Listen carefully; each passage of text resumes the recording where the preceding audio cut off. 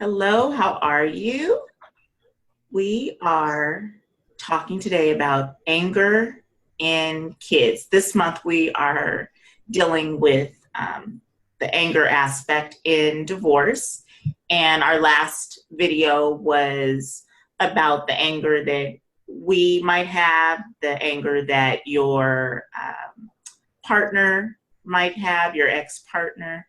And now today we want to talk about the anger that your children might be having in this process. I have small children, and during this divorce process, for sure, I have been very watchful with what's going on with them, but that doesn't mean that there are things that a parent doesn't realize is happening with their kids as far as them being angry and upset about this process. In addition to the fact that now, for most people in this situation, your children are not always with you. So I know I've heard stories from their father about, oh, they're fighting. And I'm like, what? Like, what is going on? So they could be showing anger in different ways when they're not even with you. So that for me, is a clear sign. I have boys, but I still I don't condone fighting with them. I try to make them as unified as possible. But to me, it could be, them being rambunctious as boys, but it also, when you are a child and you have your emotions and you don't really know how to express them, and you're upset about situations and you're not verbalizing that, then of course, what do? You show it in different ways. So I would say for me and my children, that is a possible sign for them. But I wanted to ask Natalie, because she has the experience with so many couples over the years. Hi, Natalie. I haven't even spoken to Hey, you. Barbara. How are you? I'm so used to her being next to me. Um, So she is the one who's seen so many couples over the years and who have been married and then have decided that marriage wasn't the best for them and who have children. So I'm quite sure that she's seen several different examples. Okay, so let me ask you, Natalie, what are the different signs that you've seen or know of that kids display as a result of being angry? So I will start with saying, let's define what anger is first, right? So, anger is that what we consider to be kind of a top emotion that sits on top of an iceberg. And generally, anger is a result of other emotional feelings that we have. So, anger is normal. There are things that make us angry. Being angry is not in itself an issue.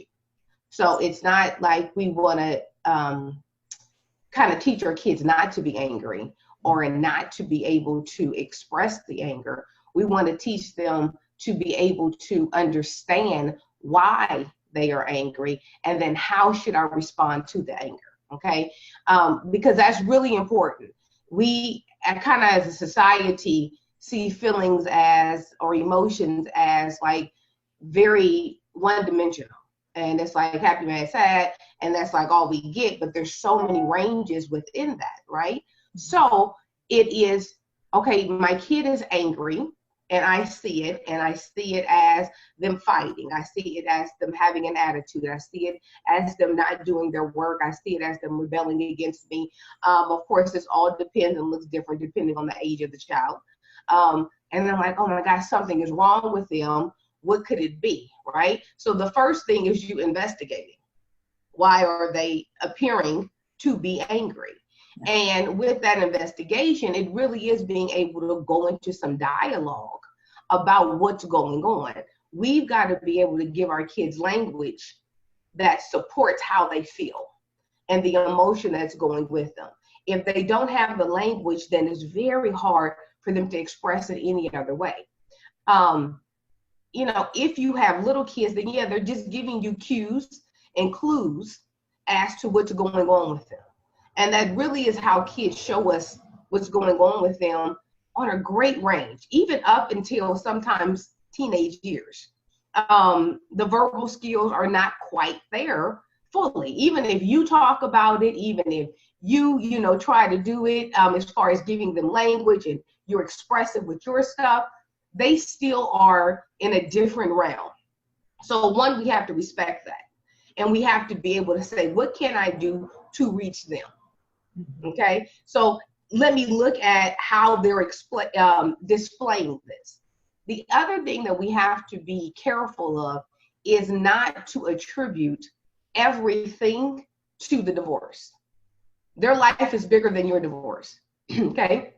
Their world is bigger than you too. And though we think that we are the center, around age 7, 9, their friends, their schooling, all that's big for them. It's their whole world. So don't think that you are just always, everything comes from you or it's about you. You also want to see if maybe some other things are going on. So don't assume you know. Okay. Right? Because then you're attributing something to it that may not be that, and the solution you want to offer is not going to fix that, because I'm really having problems at school and you want me to try to focus on what's going on with you and dad or you and mom. Yeah. So let their world be their world. Let them, you open up the door to say, hey, what's going on? I notice your attitude has changed. I notice you're acting out more. You seem more violent. You seem like withdrawn. You're pulling those things out. Then we can see where it goes. It is not our job to tell our kids what they're feeling. It is our job to open up the space for them to be able to share with us what is going on in the world. Does that make sense? Yeah, that makes a lot of sense. Yes. Okay. And something that you touched on, you were just saying as far as their age and how they process and are able to verbalize it. So that was one of the things I wanted to ask you as far as anger in small children versus anger in your teenage children through this divorce transition that they're experiencing. So smaller kids, you generally have eruptions with anger because they don't have verbal skills, right? So everything, remember I think I said in the last video that feelings are in our heads and emotions are in our body. So our kids are mainly bodies. Everything is felt more than thought. So the reason why you have tantrums, the reason why you have the outbursts, right, is because all this emotional energy is in their body, and the only way to release it is to scream, is to cry, is to throw something. They don't have any other way to get it out of them. So don't look at the way they're giving it to you so much as to why they're giving you this. What is underneath that? So you are looking at, man, they seem like they're crying all the time. We're talking about the little kids, right? They're crying all the time. They're tantruming more than they used to. They're not listening. They can't be still. That's an indication oftentimes that there's a lot of emotional energy in them and they don't know how to get it out. So our job is to kind of see where it's at and help them get it out. If they're under 5, it's going to be a lot of, you can do like body work, right? So you see them having a tantrum. Of course, you got to go to them calm. And you want to wait for it to kind of dissipate. Because when they're highly emotional, they can't hear you, no matter how much you yell, scream, or want them to. And then you teach them breath work. Teach them how to count. Teach them all those things while they're young, so they take that stuff with them as they get older. Like, I know how to regulate. Right. Because when you have anger, and life is going to make us angry. Right. I got to know how to self-regulate. So that's part of us teaching that.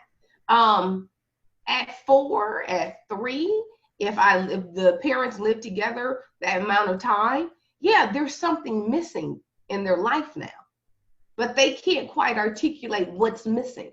Right? They can say, oh, I know they're living in a different space, but it's more than the bodies that's missing. It's everything that was attributed to that person that they now are not getting filled. Now, how can I say that at 4? I can't.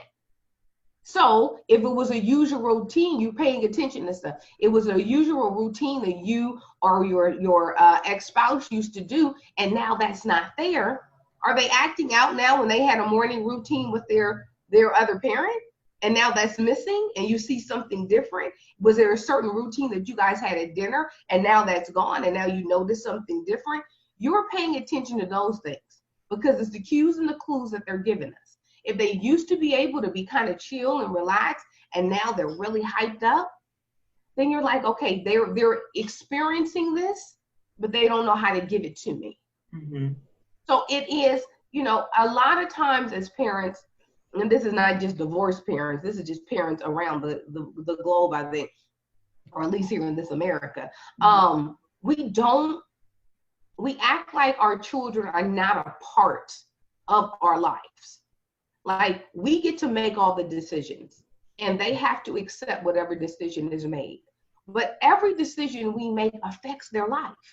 That's right. And they generally don't get a voice in it. Right. So when parents decide to get divorced, the children are not a part of that. And I'm not suggesting that they be a part of that decision. What I'm saying is, please recognize that it is affecting their life. Yeah. And they don't have to like what you're doing. Right. At least give them space to be able to say, we disagree. At least give them space to be able to say, man, this is hurting here. This is affecting me here. Open it up. Like, we're about to change your world. Right? We're about to shift everything that you once knew. You get to have a whole lot to say about this. Right. So that's where we have to open it. Go ahead. For me, during my process with my kids, because I had already started this journey on, learning about mindset and, mm-hmm. my self-help, I was trying to be very in tune with that with my kids. So I did have a lot of communication with them.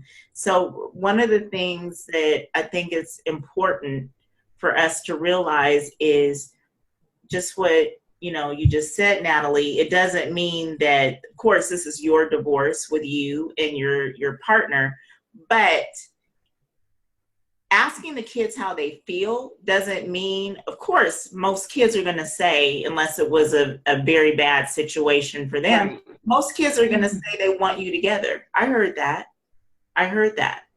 But them being heard is what's important.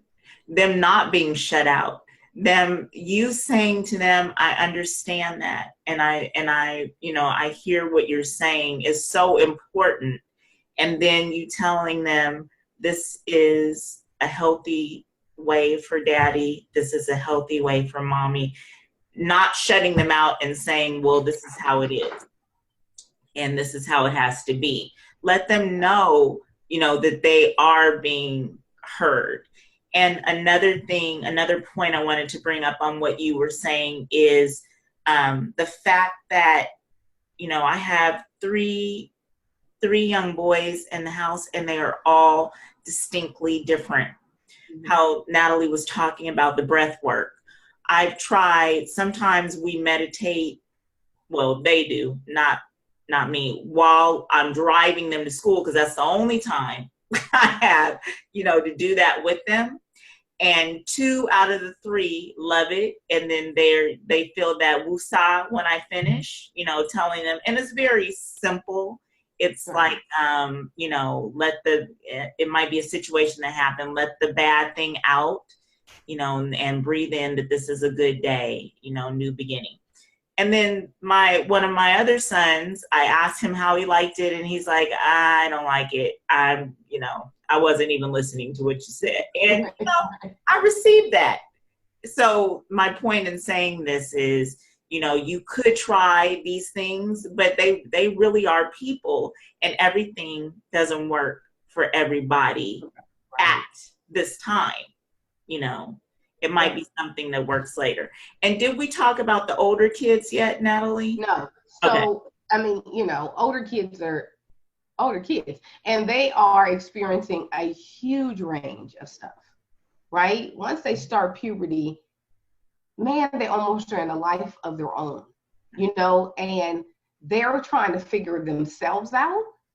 And now they got to figure you out, and they got to figure out how their life has changed and all of that goes with it. Now, let's say you're noticing that. Now, when you have the older kids, you're able to have better dialogue. But that is contingent on the kind of relationship you have built with them. Because they're able to articulate doesn't mean they want to articulate with you. So it has to be a space where they actually feel free.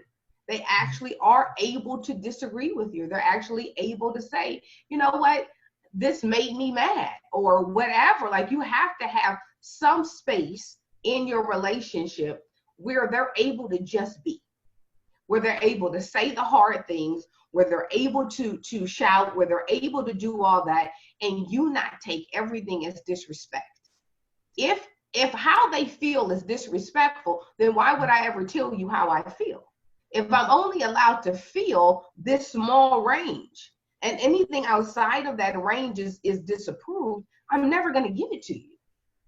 You know, so that's part of, if anyone's in here that has smaller kids, start it now. Give it space now, because you've trained your kids, right? Up until age 14, 15, 16, you've trained them in who you are. You've trained them in what is acceptable to you. They're fitting in your paradigm. And sometimes what we want is our teenagers to come to us and say, we're the safe place, and we say the words, but we have not showed the action. That for 14, 15, 16 years, you have not had this space with them. So why am I coming to trust you now with my heart? You've been untrustworthy. And that's hard to take, and that's hard to hear, and that kind of goes against how we kind of treat our children. We don't let them just be people that has all these ranges, that lets, you know, that we're like, it's okay for you to disagree with me. It's okay for you to think something different than me. So when you throw in divorce and you switched up their whole world, and you want them to act like everything is okay, and you can't see my outbursts, and me falling apart is not acceptable, and you want to believe as the adults that your world is separated from theirs, you're not going to get very far. So even with them, it is looking at, why are they angry, right? Now with them, realize you were not their whole world. So they got a lot of little tentacles coming from their world that they may be angry about this and not that. And one thing about teenagers, they don't want you to ever tell them why they feel away. They don't want you to assume you know the answers to their life. They get very testy with that. So that is where you kind of are really opening that door to say, share with me what's going on. What do you think about this? How have you experienced this divorce? How have you experienced the way that, you know, me and dad or mom and dad has treated you during this? The question of how have you experienced me is a lovely question, because it is giving them the space to be able to say, this is my experience. Mm-hmm. So what I did with my kids since they were little, I've asked them periodically, how are you experiencing me? Because I, as the parent, think that I'm projecting something, right? And I think I'm this great mom, and I'm loving, and I'm caring, and I'm fair, and I'm all this stuff. And then I ask them, well, how did you experience that? That's and right. Then they're like, well, you was a little testy, right? Well, I didn't like when you did this. You know, my kids have a lot of language. So it's interesting, because sometimes how they experience is very different than what we think we're putting out. Yeah. So give space to say, how are you experiencing this? That one affirms that their opinion, their thoughts, their feelings count.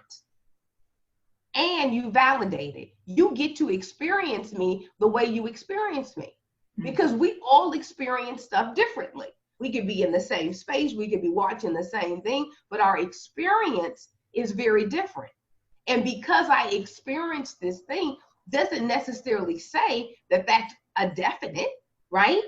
It says that's the way my vision, my heart is taking in what you're doing. So as the parent, you don't have to say, oh yeah, I was mean, or I was, uncaring. You can say, wow, that's how they took it. So that gives you a inside view to how they see their own world, of how they experience your emotions, of how they experience your tone, of how they experience your words. And then as the parent, we're able to kind of do this dance with them to say, okay, they can't receive it this way, but maybe they'll receive it this way. Does that make sense? Yeah, that's what I was going to ask you, is when they tell us how they experienced it, should we then let them know what our intention was with it, or should we just sit with what they said and receive that, and leave it there? Does that so question?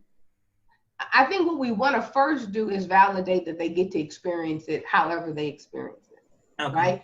Not us running in trying to say, but no, you need to see it my way.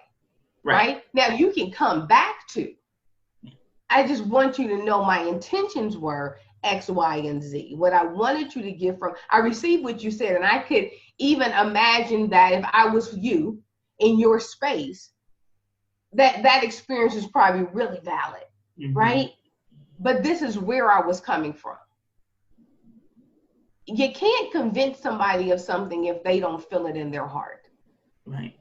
So if our kids take, and that's for us to adjust. Yeah. Like, man, if the way that I am dealing with you makes you experience me as unfair and cruel and mean, I've got to adjust a part of me. Right.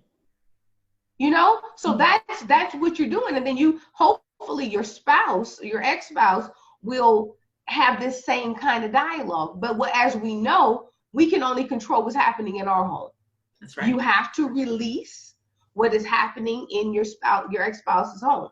That is for them to figure out. That's their relationship with that parent. That's not really your business. Unless, of course, it's something abusive or something like that. Yeah, we're getting involved. But if it's just normal parenting stuff, keep your hands off of it. Let them find their way, because the truth is, if you're married, the relationship, the parenting style you have is different. The relationship your spouse has with your kids is not the same relationship that you have with your kids. That's right. Right? So don't then go, now that you're divorced, oh, you got to do it my way, and it's got to look like this. It wasn't going to look like that if y'all stayed married. That's right. So release. It's hard, right? Yeah. But release. But that's the beginning of you. If you notice anger, right? If you notice these strong emotions, what I was saying before, I just want to go back to that so that I'm clear about anger being the top emotion, right? And the iceberg underneath is all these other more soft emotions. It is the sadness, it is the disappointment, it is the devastation, it is the hurt, it is the pain, right? So we want to teach our kids, we have to learn it first, but we want to teach our kids that, okay, you're angry. Can we look and see what's underneath there? Is it possible that your anger is stemming from something else? So are you feeling sad? Or are you hurt by something? Did you get disappointed by? Because, I give my clients a feeling wheel. And the feeling wheel has probably about 30 different names of emotions. They are very, very, and I mean this word in the true sense of the definition, we are very ignorant about our emotions, because no one gives us classes on emotions. That's right. No one talks about the depths of them and what they look like. If we label something wrong, then we can never really treat it properly. So if you misdiagnose then you apply the wrong solution. You apply the wrong healing method, then nothing is ever taken care of. That's right. So it's important that we're labeling things properly. So you give the feeling wheel to your kids, and you're like, look, and there's so many of them, right? There's some that go from, so you feel sad, and then sad goes to you feel disappointed, and then you keep going out. And then it's like, oh my God, there's long range of these emotions that, oh, right, I just said I was sad, or I just said I was mad, but underneath it is all this other stuff. It's important that we're able to give them this kind of language so that they are able to broaden what they even bring to us. So it's no longer happy, mad, sad. It's like, man, I feel so disappointed, or I'm feeling anxious about this, or that was devastating. You want to give them these words, you define it for them, right? This is what this means. And you help them broaden their language so that you guys are able to articulate to even each other what it is. The other thing is, if I, as the parent, am not comfortable with my own emotions, if I'm not comfortable being able to sit in them and feel them and ride the wave of the emotion, then my child is not either. Kids are very intuitive, far more intuitive than we ever give them credit for. They pick up energy, they pick up how you respond, they pick up what you're dropping, what you're faking. They are very, very knowledgeable because they have that instinct that hasn't been tainted yet, right? We start tainting it as they grow, unfortunately, with our lies and fakeness and all that other stuff. But I'm sitting here and my kid knows I'm angry, and what I say to them, oh no, it's fine. Oh, everything's gonna work out. I'm like, okay, let's go watch a movie. So then let's bypass.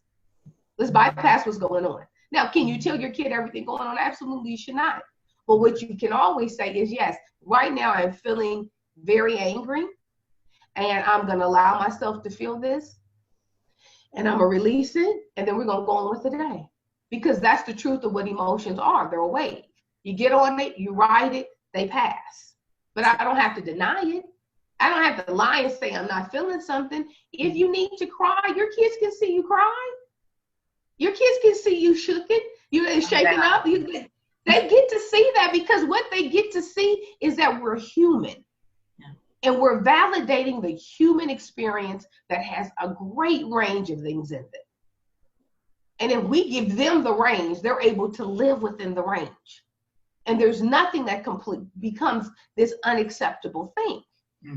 So it is, wow, I get to feel whatever it is. But guess what? I can't respond any way I want to. I have to be responsible in my actions, but I get to feel whatever I feel. That's right. That's a relief. Do you think that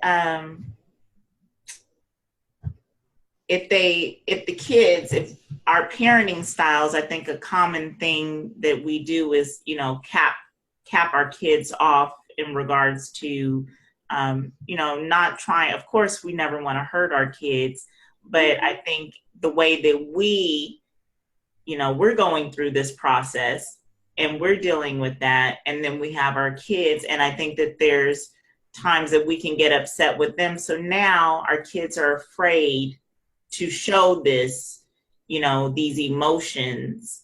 And I know we're talking specifically about anger, but since you're talking about emotions in general, in the spectrum of them, and then if they come out, they're channeling them in different ways. It could be, their behavior, like I said, the fighting. And so I think that we do have to be really mindful of that. I've had discussions with my boys when I know that they're angry about something else, and I'm, letting them know, well, then you're going to, possibly take it out on him because it's really something else. You really never dealt with this. So now it's coming out over here.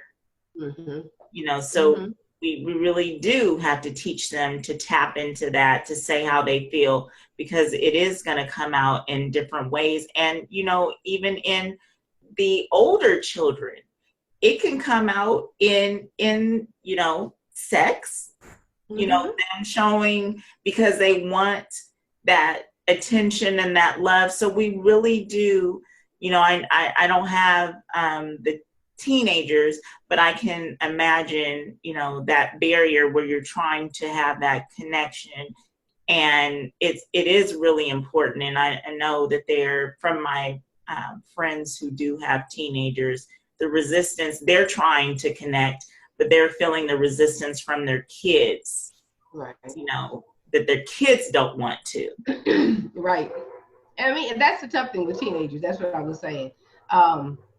Sorry if you guys can hear the dogs barking. Is that with the teenage years, it's just this chaos within themselves, though. Yeah. Like all of it is not attributed to us. So we have to be careful not to attribute everything to us. Is to be able to give them a range to say they get to experience life in different ways. And part of that is them kind of disconnecting from the parents, because what they're trying to do is find their own way. They're trying to have their own feet planted on the ground within their own world to try to figure out, how do I deal with this? What do people think of me? Who do I think of myself? Like all of this is going on. Mm-hmm. So there is going to be a period of time when you get to that middle school up through high school, they do disconnect. And it's not to hurt you. It's not that they don't love you. It's not even that they don't respect you. It's that they're trying to find their way. Right. And within that, we've got to still guide. Yes, it's frustrating. Yes, you want to, disconnect yourself from them because it's like, this is painful, but it is you taking on that stance that I have to keep going and I have to keep trying to do this with them, because we're also teaching them what relationships look like. And think about it from that perspective, that we just showed them the one relationship that they thought was built to last, that was supposed to be forever. It's not a forever. So now I walk around, and almost every child from divorce has that thing that they carry with them, that, man, love is not always forever. Yeah. And it's a blow. It's just like the death of a parent, where you realize, dang, people don't live forever. Because your kid view is like, oh, life is forever, right? And you get these revelations early in life. They're realities, but they're hitting really young. So we're shaking their safety. So some of what you want to also look into is, do you still feel safe? Safe is a big thing, okay? Excuse me. It's a big thing for our kids to be able to continue to grow fully, is they have to have a base of safety. So when you're looking at, oh man, they're angry, they're this, they may just be scared because they feel unsafe. They're going from house to house now. They got different rules now. They're meeting different people. They're experiencing all this different stuff. Where is my stability? Where do my feet land? My feet are landing in two different worlds now. And I have to switch who I am for each world. I'm the one who's doing all the compromising. I'm the one who has to switch into this. Keep in mind, this is hard work for kids. Right. So when you're ready to give up and explode and be like, oh my God, doing all I can for you and bring it down, because you are. But you put your kids in this situation. That's be right. It if it was your choice to divorce or you had to divorce for whatever reason, we still are responsible for our children. That's right. So respect the fact that you stay in your house the whole time. You're not shifting your world like that. They are shifting their whole world constantly. Yep. Some kids are doing it every week. Yep. Right? And a few days here and a few days there, this weekend here, this weekend there. And then let's say you have an absentee parent. Now they're dealing with the devastation. Dang, you don't want me. Yeah. And am I not supposed to be angry with that? But what am I really? I'm hurt. I'm devastated. I'm scared. I'm left. I'm alone. I'm abandoned. Right? Yeah. So let's go underneath this anger that we all get uncomfortable with, Yeah. and let's see what's under there. And let's respect their journey too. And something that I always deal with my kids, and the transitions from household to household is I can't do this. If there's an event that falls on, their father's weekend, or, there's sometimes we do work together to try to make sure that they're able to do things, but sometimes it just doesn't work out. So, I hear that I can't do this, or can I? And, sometimes, to be just perfectly honest, I need a break. So if I am doing all of these things during the weekend that I'm supposed to be recharging, it's different when you attend a game or something, as opposed to going to pick up, going to drop off, you spend the night. Then you look back, and we have to be mindful of this. Then you realize you did all these things to normalize your child's life because you feel the guilt about divorce. But now, the week has started, and the time that you were supposed to be recharging and resting, you didn't get it. You didn't get it because you stepped in and did these things. So you have to be fair to yourself and fair to your children, and honest with your children that, maybe they can do this day, but you have to choose. You're not going to be able to do both things. Yeah. And you're just not. I mean, and what it is, sometimes we don't want to label stuff the harsh reality of what it is. Yeah. But we're teaching our kids, and children that go through divorce learn a life of a lot of disappointments. It becomes a part of their identity. Mm-hmm. And what we want to try to do as much as possible is to cushion the world to realize that you don't want them to get this pessimistic view. That's right. That everything is going to fall apart and nothing really works out, because it stops them from constantly fighting for the more. That's right. So it is us having these conversations. It is normalizing what this looks like. Yeah, I get this is disappointing. I get you, like, we're giving them the language to be able to say, but understand these are the circumstances that we have. But especially as they get older, as they become teenagers and young adults, it is what you get to create. That's right. Like when you get to create, right? And right now, you get to create even how you experience this. That's right. Like your viewpoint, your heart work, all of that, you get to have some power there. That's right. So you get to also define stuff. Let them define some things. Don't give them everything. Don't give them your definition of everything. Give them ability to write their own definitions, because this is their world too. Mm-hmm. So what is it? Just to throw in as like tangible stuff that you can do with anger and stuff, especially if they're younger. I've done this with children, working with children with divorce, of teaching them how to be able to regulate their emotions and all of that.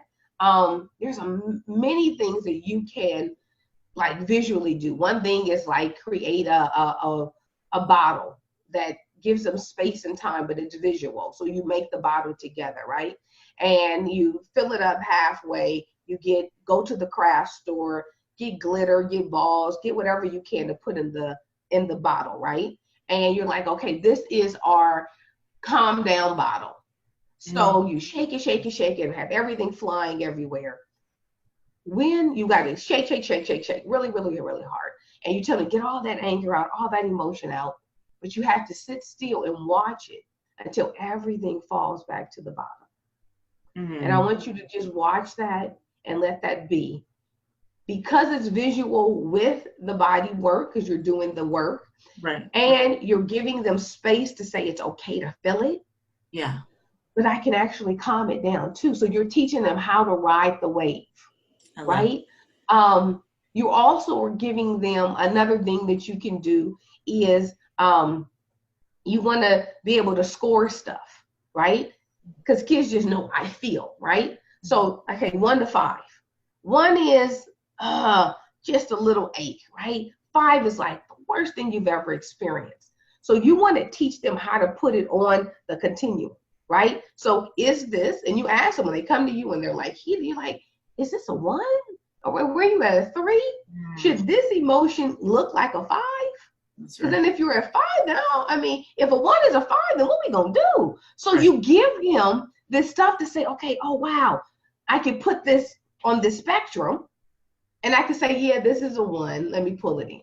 You know, even if you have a kid that like is overly emotional, that cries at everything, nothing wrong with tears, nothing wrong with that. But we know that if you have a kid that always is crying over everything, it's hard for people to be able to deal with that, right? School, friends, whatever. So you teach them that same thing. A 1, we can't cry. We can feel it. We can take some breaths. We can do it. 3, okay, let some drop. But control it, because we want our kids to know you can control your emotions even when you feel them to the intensity. 5, let's fall out together. We can cry, we can kick our feet, we can do whatever we want. So then you give them that, and you do that over and over with different things until they kind of get it in their head what it is. Then when you're able to have a conversation with them, is this a 1 or a 5? Where do you fall? So that they're like, okay, here I can do this. Okay, here I could pull it back. That was a little much. I have a little one that's 10, and she can go from 0 to really like 50 in the matter of literally a couple of seconds. And she's been like that since she was little, right? And this was part of the work we had to do. I'm like, come on, right? Is this really to this extreme? Now at 10, she's able to say, like at 4, I was able to say, what do you need from me when you're feeling this intensity? And she was able to think about it. She came back and she said, I need you to leave me alone. I need you just to be alone with this. And then once I'm together, then we can come back and we can deal with it. That's 4, right? But that's because I've been having the dialogue with her since she was literally, because she was, a little extra. So it was like, I got to figure out how do I deal with this little extra child, right? And that's part of what you were saying. Every kid is different. Yeah.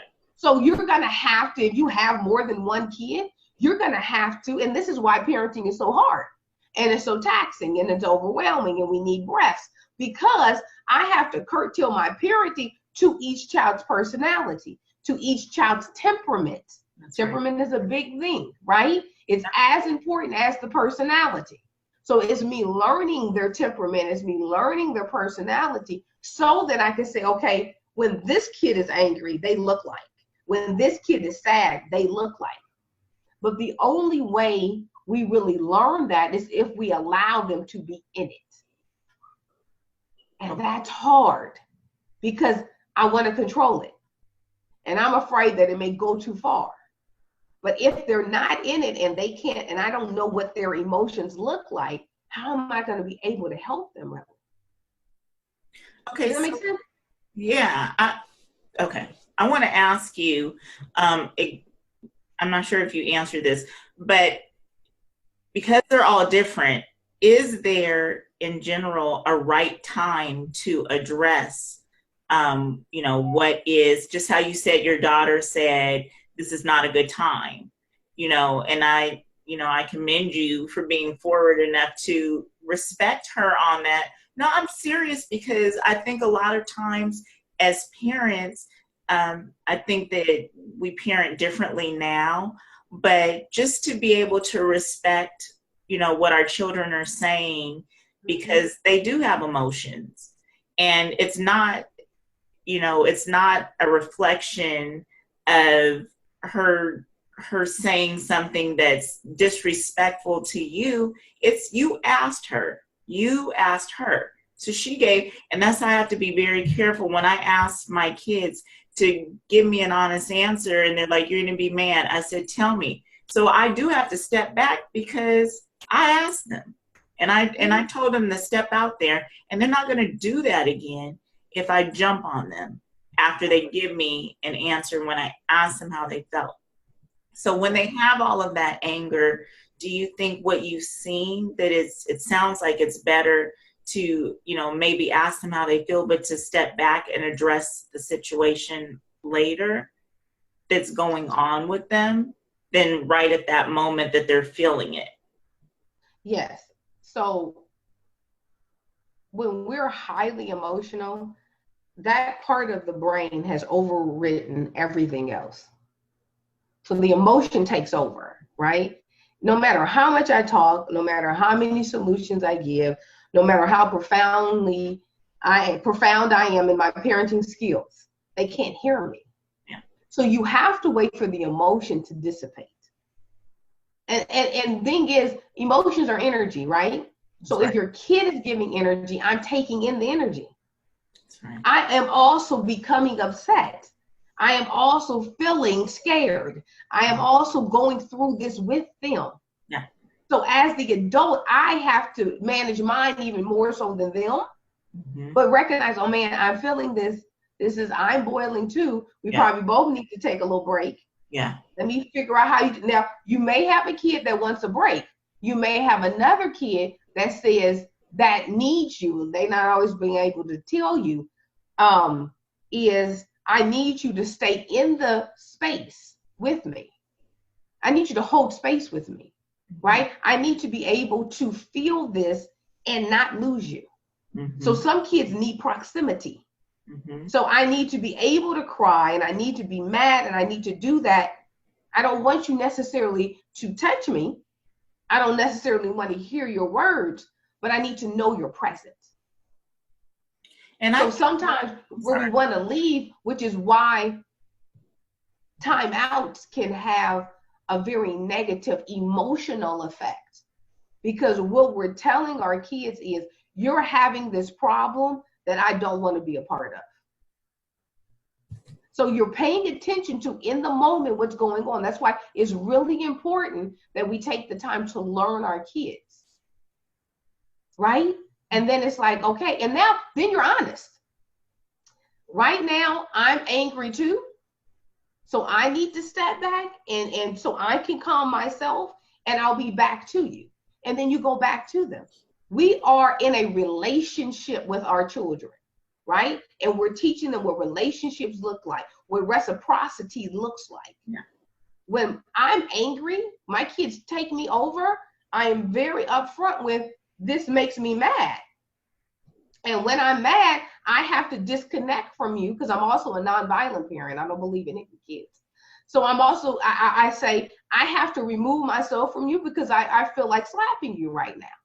So let me go to the other room so that I stay with my nonviolent stance.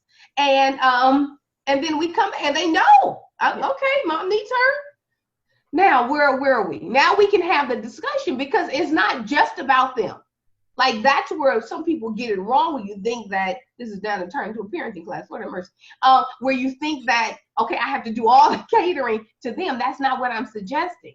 I'm saying, let them see where you are too. Because if they understand, man, mom gets mad, but she controls it, right? Yeah. Mom is able to be all the way to the top, and we're not going to always control it, because we're not robots. We're going to explode sometimes. We're going to yell sometimes. We're going to do things that we regret. Just be bold enough to go back to them and say, that's not how I want to act when I feel angry. Yeah. I'm working on that. I apologize for that disrespect. It's okay to do that. Yeah. Oh, yeah. It's okay to do that too, right? We're not going to always be pristine. We're not going to always get it right, but we can talk about it. Yeah, and what is right?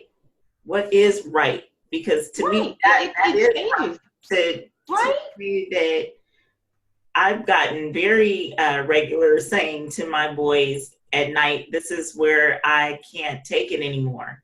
So we're gonna have to change things, because I don't like getting to this level.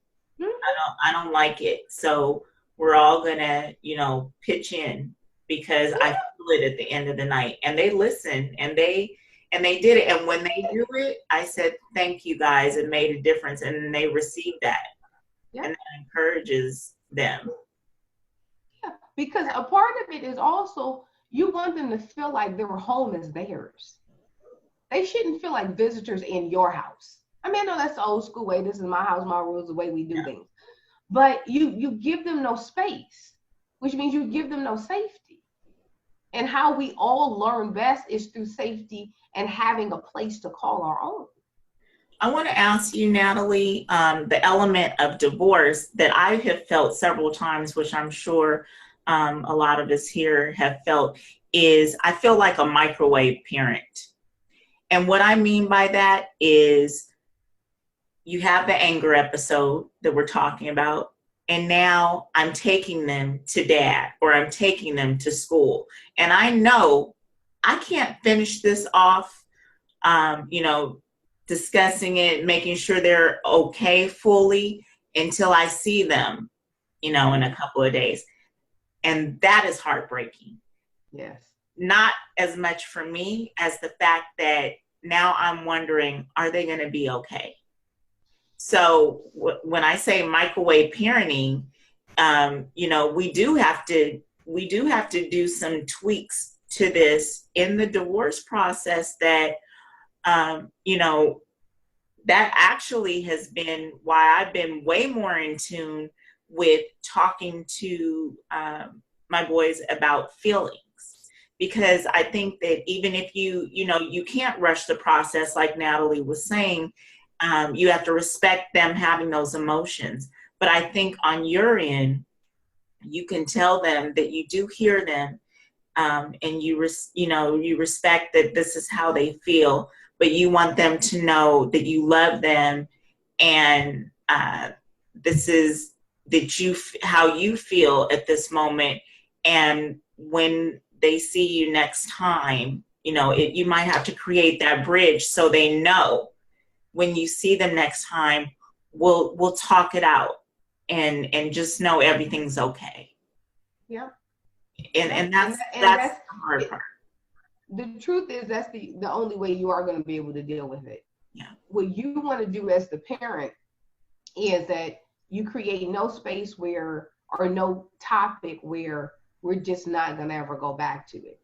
So if your kids know that, okay, we just had this blow up in our house, and now I got to leave to go to my other parent's house. Where does it stand? You make, like a ritual almost.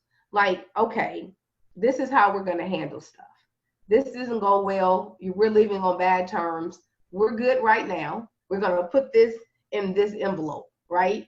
And we're going to stuff it in there, but it's going to wait for us to come back. I love that. And when you come back, we'll take it back out the envelope and see if we still even have this emotion. Right. Because then you teach them also that emotions are waves, right? So we may come back here and look at this thing that we were like at a 10 with, and now we're looking and we're like, man, that was not that big of a deal. Yeah. And then we're able to say, oh, wow, okay, yeah, that's cool. You got anything else you want to add to this, or can we put this away? Mm-hmm. And if they're like, oh, it's over with, it's fine, let's put it away, you put it away. If there's some residual left, then you handle it. It's part of what we have to do in life, period. Everything can't be handled in the moment. Some things got to take time. So look, we're going to put this away. We will come back to it. The key is that you always come back to it. Okay. You as the parent, you bring it back to them. Don't wait for them to bring it to you. So you're acknowledging it. You remember it. Oh, that matters. Mm-hmm. It was a big deal to you that they were upset. That matters. Mm-hmm. And then you're able to process it. Whatever it looks, it may be a throw in the trash. There's no big deal. It may be, oh, we got to keep going over this because some things are reoccurring. Mm-hmm. So you're looking at it from all those different perspectives. Be creative. It heals a lot. Okay, so I love that. I love the envelope. I love what you're saying with that. One other thing that I wanted to introduce is when we're talking about the anger aspect. It was something you said a while back. I'm trying to remember the example, but this is a situation that I've had with my kids, and the anger as far as them feeling like they can't do certain things at this house that they can do there, or even if it's them just missing an experience, like when we're talking about you're going to have to miss this event. So one of the things that I've learned to do with them is try to introduce, because they're children and they are seeing things in regards to their world. So to give them value in, what they're doing. So one time, one of my sons was saying, he would be, at his dad's house, and they didn't have any plans that he knew of, for that weekend. So I gave him, the idea of, my father, he's no longer with me. And I said, if I had 10 minutes just to sit down with him, that would be everything. So I told him, and yeah, it sounds like a boring weekend in the kids' eyes. So sometimes we have to give them some more tools to see it differently. And I really do believe that he opened up to see that. And I was like, just go sit with your dad, like, Yep. That's a special moment. It's not just about what you're not getting to do. Think about this connection, that you still have this, giving them value is really important, because they don't, so it's not just about an experience of what they don't get and what they're lacking in, that's in life anyway, but in this, I think that's a useful tool. Yeah, that sounds good. That's great. That's great. I mean, the thing we always are remembering is that you got to parent for the future. You can't just parent right now.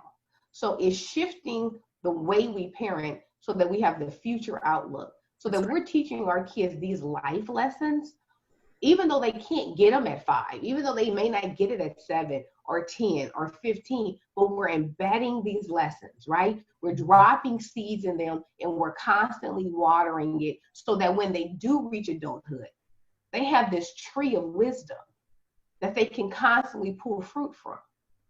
Sometimes we wait too late, and it's never too late, but I'm saying we're dropping seeds when they get 18.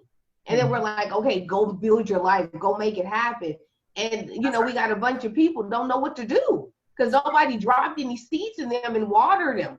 Let's give our kids a full plant of wisdom to go into the world with all these perspectives, with all these different dimensions, with all these other ways of looking at life, so that they can be able to shift. That's right. Depending on what's coming. Right. And to go back to the whole thing of dealing with your kids with anger, don't be afraid of the emotion. Don't be afraid of what they're feeling. Put your feet on the ground and feel it with them. Show them that it's okay to have the intensity of whatever it is, but to not have to react to it. Emotional regulation is such an underused tool that we never talk about, that we never teach, that we as adults barely know how to do ourselves.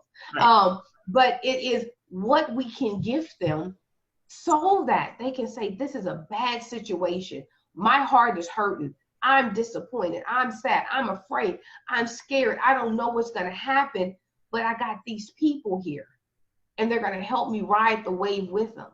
That's right. And we're going to be okay. So much of what we're affirming to our kids is, you're going to be okay. Mm-hmm. Even in the worst of things, we can still be okay. Mm-hmm. I think that with every experience, you start with yourself. And for us as parents who are experiencing this divorce, we always want, that solid base, that safe base for our children. So feeling as if they're going to and fro, that just tears us up, that they're not getting that solid foundation. But one of the tools that I have personally used, I even said this to my boys one time when I was I think I had to go to a job and I had to bring them to my mom's house, but it was literally so early that they were still like in their robes. I'll never forget it. It was dark outside, and they were like they weren't trying to stay awake. They were asleep in the car. They, half asleep. And I told them, You know, it was a lot of back and forth at that point on that particular job. And I asked them, I said, you know, how do you guys feel about going here and there and all this back and forth? And they were like, you know, like they weren't really feeling it. And I said, I get it. I said, but you know what? I said, mommy is, and this is the truth. I said, mommy is preparing you because we're going to do traveling. And I know you guys love to travel. I said, and you have to do a lot of packing up and moving around when you travel. I said, and a lot of kids don't get to do that so early. And I said, this is preparing you for that. And they kind of looked at it a little different. And so did I. And that was my coping mechanism with it. I hope it wasn't wrong, Natalie. No, there's it no was wrong. what I used, and now they saw it differently, because I didn't want the world to tell them, you know, you have to do this and that. Now they are, you know, can be empowered. Oh, I'm preparing for this fun thing that I get to do later. So perspective is so huge with everything. It really is. Yes. Because in truth, there's no reality. There's just perspective. That's right. Oh, right? That's so right. We give them perspective, and you give them various different perspectives and various different vantage points to look at one situation. They get to choose, you know, but you give it to them. And that's the thing with this whole thing of emotion, is giving them perspective on it, that we get to feel it. We get to be able to be in it. We get to feel like we're kind of losing it and then come back. You know, so they don't have to be afraid. Yeah. We don't have to be afraid. We get to feel. We get to then feel and then pause. Pause is big. Mm-hmm. You want to teach your kid the mighty pause. Mm-hmm. No matter what you're feeling, no matter what you experience, before you do anything, just pause. I'm still working on the pause. I'm still working on it too, because sometimes I don't pause. Yeah, and then after, then you're like, darn it, I didn't pause, and you can't get that pause back. Man, you can't get it back, right? Listen, and this is just going, because we're almost finished, but I just read this thing of parenting, because I'm always reading stuff, and the lady gave this beautiful thing, like when your kid is super emotional, instead of you trying to get them to calm down, get on their level, like give them the eye contact and just let them know, like, stop, right? In a nice, calm voice, whatever, right? And I just had read it. And I'm like, oh, that's good. Because I know that stuff works, you know, even if it's a gentle touch on the shoulder, if it's because you put contact, it changes your body chemistry and the way you focus, right? And then you give them the eye contact to let them know I'm present, I see you. You got to quit though, okay? Use whatever language you want to use. So I'm doing my daughter's hair. It's late at night, which bad idea, first of all. She's tired, right? I'm trying this new hairstyle, knowing good well, I don't know what the heck I'm doing. And she's just falling out, right? And I lost it, right? I can count on my hand the amount of times that I've like screamed. I lost it. And then afterwards I was like, darn it. Right. That's not the proper response, right? That is not what we're supposed to do. My husband came in and he was like, dang, babe. Like, that's a little different for you, right? The next day, we talked about it. We were all in the car with my other daughter, and we like, dang, I said, I know, I flipped. Like, that was ridiculous. Yeah. But then my daughter was able to say, yeah, I was like really tired. I didn't act the best. I kind of exploded too. So we're like able to have this, I lost it, you lost it, not the best way we both should have acted. Right. But we're going to be okay. Right. You know, it's just those little things. It's giving resolution. Mm-hmm. It's saying this happens. We're not always our best. Even when we're not our best, we still love each other. We still can come back to the middle and we can work it through, and it doesn't linger. So there's no residual from the weekend. Right? It's like being the kid whisperer. Like when they're, I'm really going to try that. Right? Yeah, you're right about the energy and how things get heightened. It's really, that's really true. What I wanted to ask you, Natalie, because I know we're about to wrap up, is when I was doing research for my book, for the divorce book, I saw that was really, well, it really surprised me. I Mm-hmm. felt like overall, people who have experienced divorce, of course, everyone's divorce is different. I could Right. see them, when they got remarried or different situations, how things kind of evened out for them. But the thing that I saw the people who I saw the strongest impact on were children of divorce as adults. Yep. Oh, I thought that was so Yep. unfortunate. And it was almost like, everybody has their experience. I won't ever discount anyone's experience. But it was wow, they would, that's why it's just so important how we talk to the children. Oh, it really is important because they really do bring it into, into their adult life in a major, Absolutely. major, major, major way. Yep. It shapes them in so many ways. But you So know what? That's the good thing, because I'm always going to give the positive mindset of it, is they're still impressionable. There is still time, but we have to look at ourselves and how we are communicating to the children and how we are treating ourselves in this process.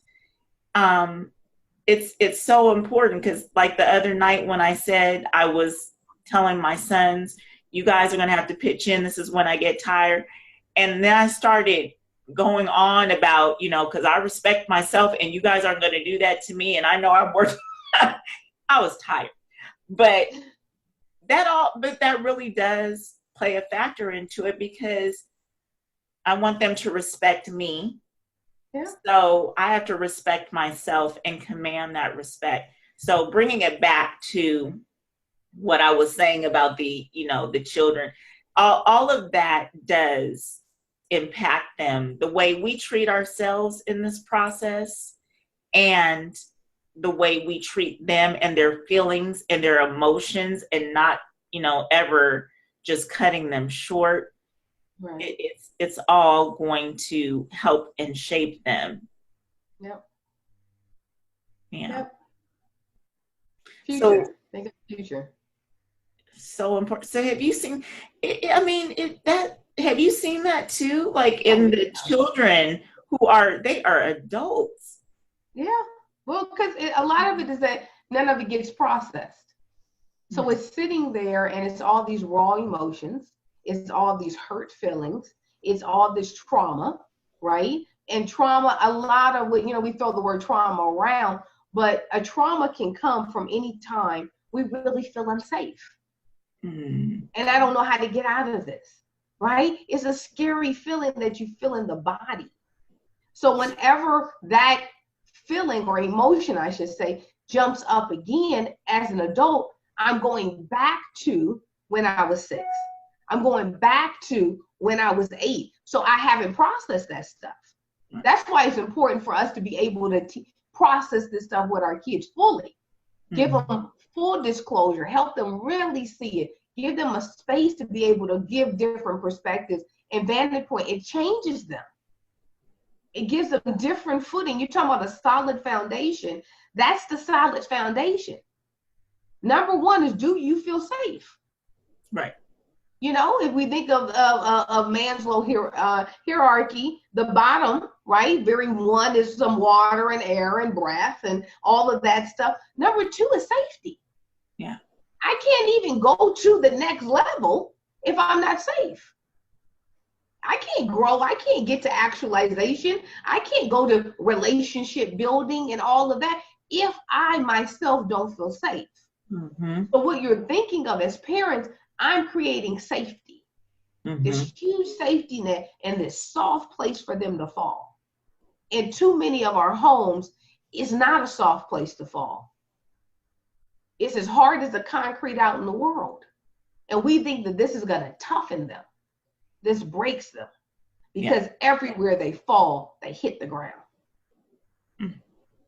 Create softness to catch them. And if we catch them through this process of divorce, we catch them through whatever emotion they're going through, we're their safety nets so that they grow up and say, no matter what happens, the worst of the worst, I was always caught. I always had this place to fall that was soft and cushiony and took care of me. That's what you give to your kids. That's right. That's right. Okay. Well, let me say, in closing, my biggest takeaway from what we talked about, I want to make one of those bottles, the anger bottle shakers that you were talking about. That's for sure on my list. I need that for adults too. Yeah, I need that for me too. But I just really, really hope that each of you can change if you have a perspective of divorce being, the end all, or that your kids are not going to be okay, what I encourage you to do is to create a new vision of what is possible for you and your children. Because whatever you're feeling, if you're feeling that it's only possible to be broken, and that your kids are never going to adjust, then that's what you're going to exude. It's absolutely what you're going to exude. So it starts with us.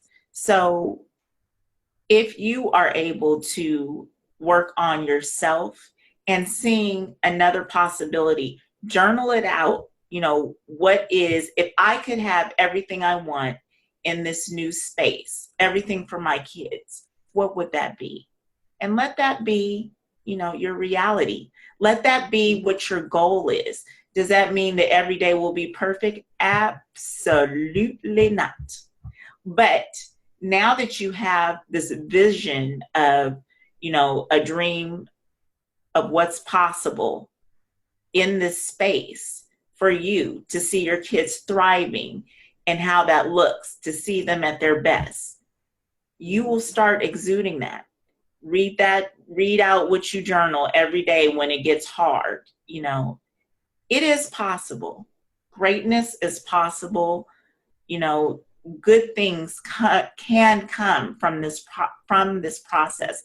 I communicate with my kids in a way that I don't think that I would have done had I not gone through this divorce process. And for that, I'm thankful.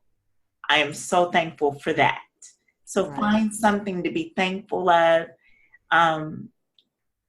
Natalie, do you have something? I'm with you. You've said it. And I mean, the thing is to be able to, a reason why we're doing what we're doing is to give you some tools, is to give you some ways and different perspectives for you as well, to be able to look at this from a different vantage point and say, let me see. So feel free, go back and listen again.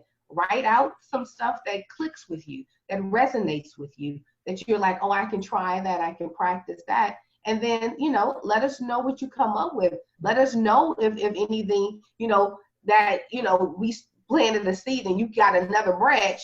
Share that with the group so that we can learn from each other and grow with each other, because life is a growing process. That's right. And none of us have all the answers at the moment. It's about us finding answers together.